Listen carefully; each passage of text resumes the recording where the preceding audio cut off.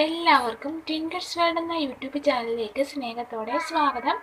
ചിലർക്ക് ആൺകുട്ടികൾ വേണം, ചിലർക്ക് പെൺകുട്ടികൾ വേണം, അങ്ങനെയൊക്കെ ആഗ്രഹം ഉണ്ടാവും. എന്നാൽ ഇന്നത്തെ വീഡിയോയിൽ ഞാൻ ഷെയർ ചെയ്യുന്നത് ആൺകുട്ടികൾ ഉണ്ടാകാനുള്ള ചില ഫലപ്രദമായ മാർഗങ്ങളാണ്. ഇത് മെഡിക്കൽ പരമായും ശരിയെന്ന് തെളിയിച്ച കാര്യങ്ങളാണ്. ഇത് പരീക്ഷിച്ച് 75% ആൾക്കാരിൽ ഇത് നടന്നിട്ടുമുണ്ട്.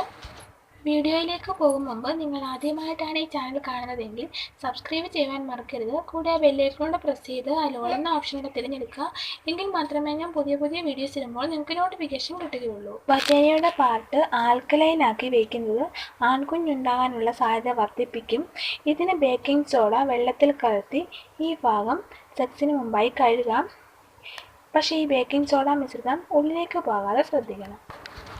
രണ്ടാമതായി, എരിവും മസാലയുമുള്ള ഭക്ഷണം വജൈനൽ പാർട്ടിനെ അസിഡിറ്റിക് ആക്കും, ശരീരത്തിൽ ചൂട് വർദ്ധിപ്പിക്കുകയും ചെയ്യും.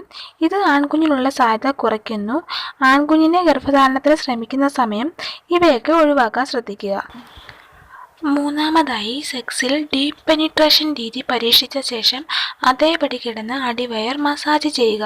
ഇത് പുരുഷബീജത്തിലെ ആൺകുഞ്ഞിന് കാരണമായ Y ക്രോമോസോം അണ്ഡവുമായി സംയോഗം നടക്കാൻ വളരെയധികം സഹായിക്കും. For example, doggy style position.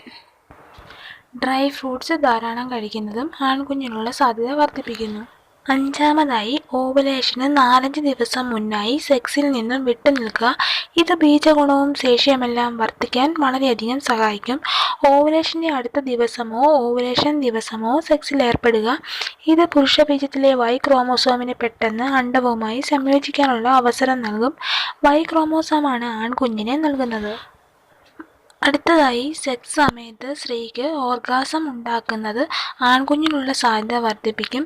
ഈ സമയത്ത് യൂട്ടസിൽ ഉണ്ടാകുന്ന സങ്കോച വികാസങ്ങൾ Y ക്രോമോസോമിൻ്റെ ചലനത്തിന് വളരെയധികം സഹായമാകുന്നു. കുഞ്ഞിന് വേണ്ടി ട്രൈ ചെയ്യുന്നവർക്ക് ഇതൊന്നും യാതൊരു പാർശ്വഫലവും ഉണ്ടാക്കുന്ന കാര്യങ്ങളല്ല.